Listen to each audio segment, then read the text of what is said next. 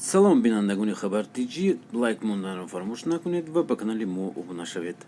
рустами эмомалӣ аз метрои шаҳри Тошканд дидан карда аз азамати корҳои сохтмонеро дар ин шаҳр зикр кардааст ва гуфтааст, ки барои Тоҷикистон омӯхтани таҷрибаи Тошканд дар ин самт муҳим аст.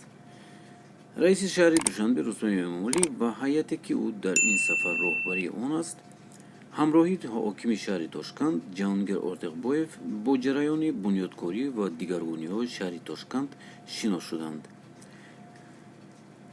гуфта мешавад, ки дар ин ҷараёни тамошои қисмати метрои рӯизаминӣ, ки дар кӯчаи Фарғонаи Уйли ноҳияи Яшнобод сохта шудааст, ҳамчунин боздиди қатарҳои нави метрое, ки барои ҳаракат дар хатсайри нав пешбинӣ гардидааст, Рустами Эмомалиро шигифтзада кардааст.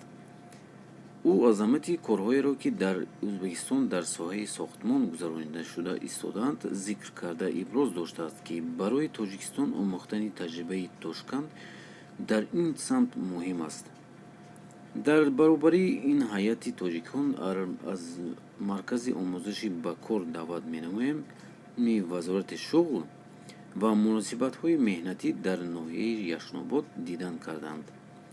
зимни боздид аз маркази мазкур меҳмонон доир ба кор ва аҳамияти он барои аҳолии шаҳр маълумоти муфассал пайдо намуданд. дар охир ҳайат бо роҳбарии Рустами Эмомалӣ аз бинои маркази хизматрасониҳои давлатии ноҳияи Ҷиланзор, ки чанде пеш аз истифода дода шуд, дидан намуданд.